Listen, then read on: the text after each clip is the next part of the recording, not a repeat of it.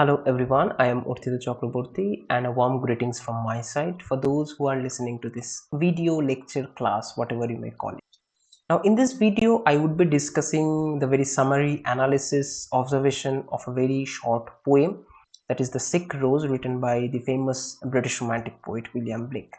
Now without any further ado, let's start our discussion. Now before that, let me just share the screen with you all. Okay, though I would love to teach in bilingual mode, but this particular video I am making in English. If there are any mistakes or flaws, then pardon my mistakes. Okay, this particular poem, The Sick Rose, is generally prescribed in most of the school syllabus. But if we are actually viewing this poem in general terms, then it is also beneficial for us because any kind of learning is some kind of gathering to some extent through acquiring various experiences in this literary field. Now, before jumping straight into the topic, the poem, The Sick Rose, let us discuss something about William Blake. Now, William Blake can be considered as a British romantic poem, but most of the important aspects about William Blake is that William Blake is someone from this particular person, the beginning of romanticism actually begins. The romantic era comes up with new horizons, new style of experiences. All these things are coming together. That is why Blake does not fall into the category of uh, those poets who are writing at the very peak of romantic literature, romantic era, like Coleridge, Wordsworth, Keats, Shelley, Byron, and so on. He comes at the very early time. That is why he is considered to be a pre-romantic poet, and is also considered as a very mystical visionary poet in various what to say literary creation. It can also be known that he was a very good artist, because all these romantic poets are coming together. They always try to show a kind of eternal thing, a kind of making them a living reality into the human mind.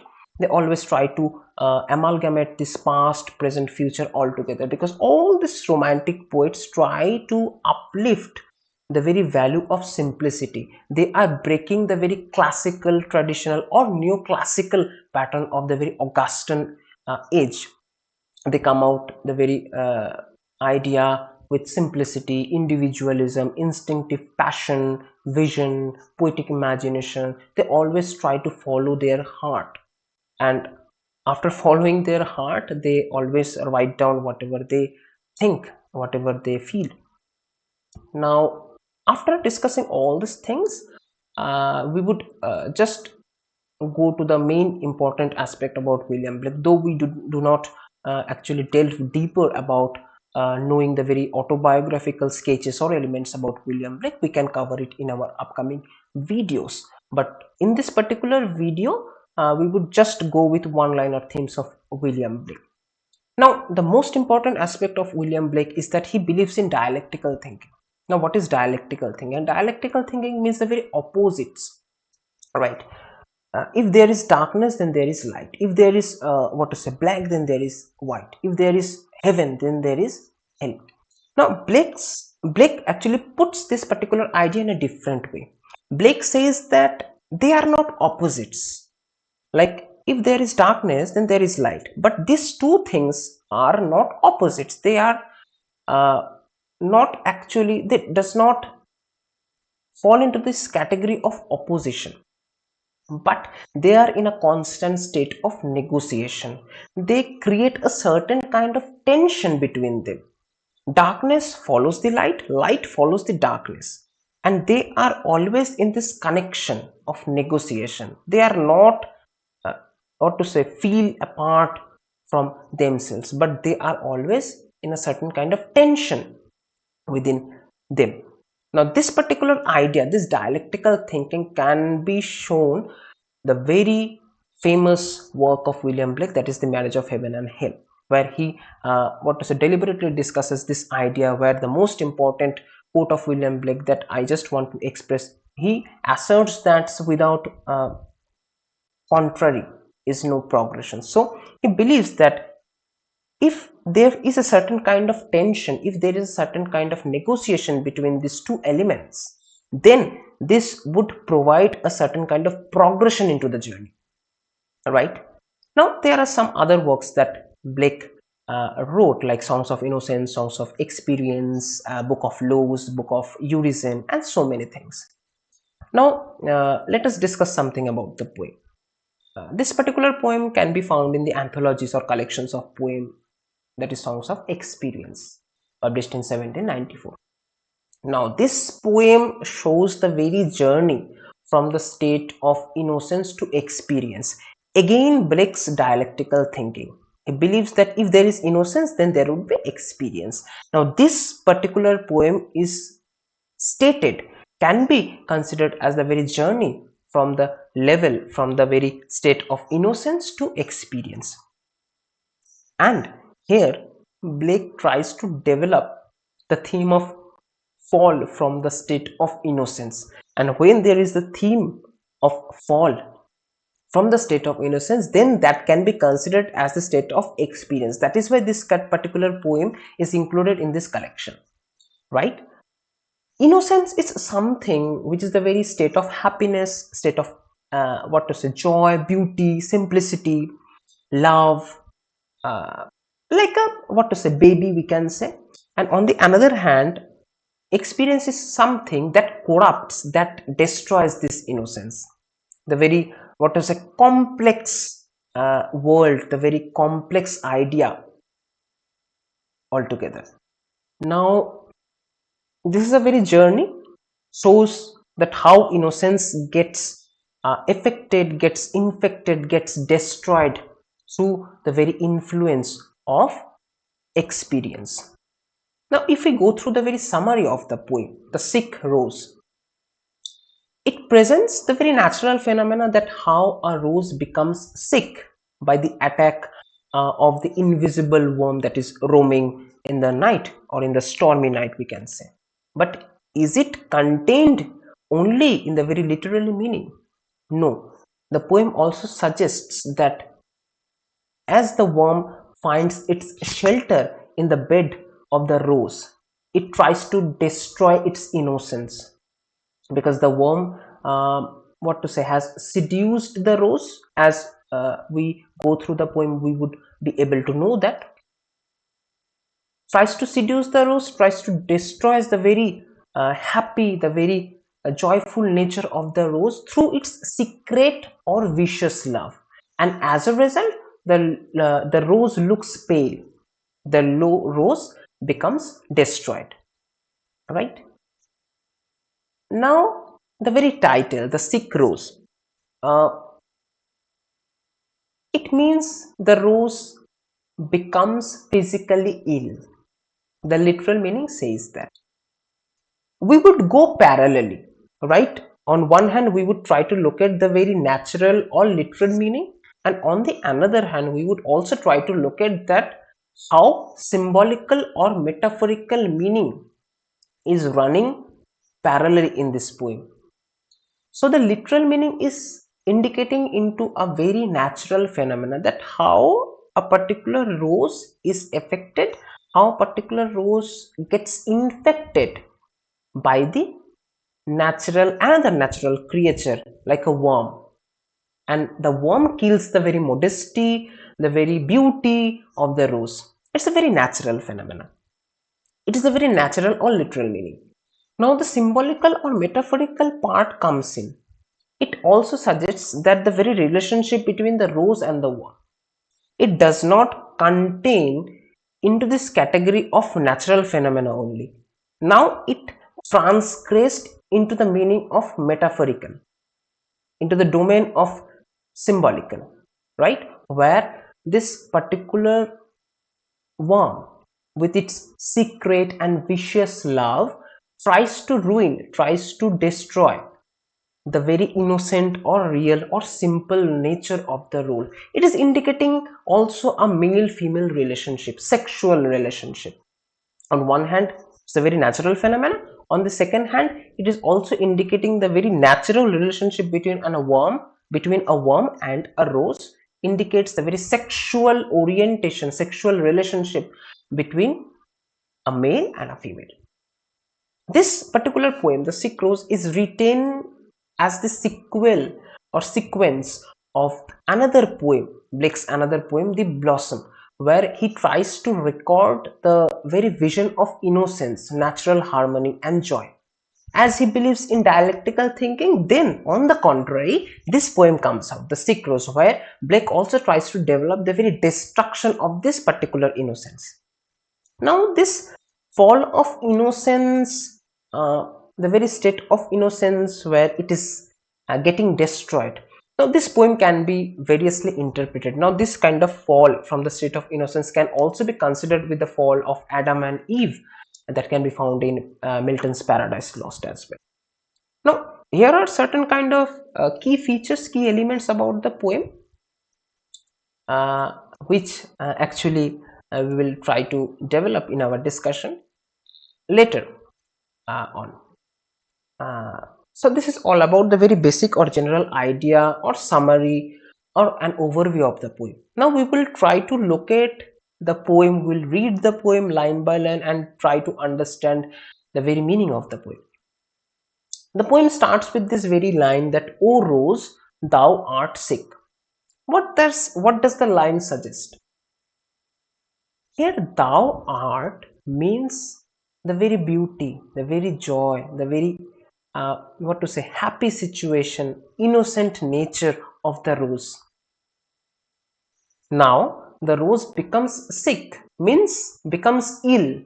By what? By the sudden intrusion of this invisible worm. That is why the very art, the beauty, the innocence, the simplicity, the very natural form of the rose becomes sick, becomes destroyed. Right? That is why the rose looks pale by the intrusion of this invisible worm. As the second line suggests, the invisible worm that flies in the night. I have underlined certain words in this poem deliberately. Just try to locate that there are certain words, there are certain phrases which are important in reading the poem. The third line says that flies in the night. Night, what night refers? Night refers the very idea of evilness. Night refers the very idea of darkness. The very thinking process of the worm is not so good. It contains certain kind of evil, bad omen in it. Right? That is why it is flying in the night, in the howling storm. The worm, which is a very negligible creature, and this particular creature can also be found inside our body, that causes a lot of diseases in our body, inside our body. Right? This negligible short creature of nature, it is flying in the night, in the howling storm. We all know that storm is a very powerful natural phenomena. It is howling literally, as the line suggests in this poem. But still the worm flies in this howling stormy night. What does it suggest? It suggests that the worm is more powerful than the storm. Right? So we would try to look at the very two meanings in this poem. If we read the very first stanza, there is nothing metaphorical in it. You cannot identify any metaphor in the first stanza only, specifically, individually. The first stanza only talking about the very natural phenomena. How a rose gets affected. How a rose gets destroyed by a worm. Very natural phenomena. We often witness this thing in our surroundings. Right? But as we shift in the next stanza, in the second stanza, the tone of the poem, the meaning of the poem changes. How? Let's see.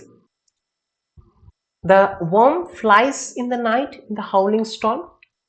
The second stanza with the first line suggests that the worm has found out thy bed. What does the bed means? What does the bed suggests? Has found out thy bed means thy beauty, thy joy, thy happy situation, your innocence. The rose's innocence, the rose's simplicity, beauty, all these things are coming together under this particular word bed. Has found out thy bed of crimson joy. Crimson joy means what? Dark red color. Now we all know that this particular red color is significant to convey the very message, the meaning of love, passion, very what to say, a feelingful idea from the heart, feeling, emotions. All these things are coming together through this particular color red of crimson joy. So the rose is filled with red color, beauty, innocence, simplicity, all those fulfillment of nature. But this particular worm comes and found the bed of the rose. Now what does it will do? And his dark secret love.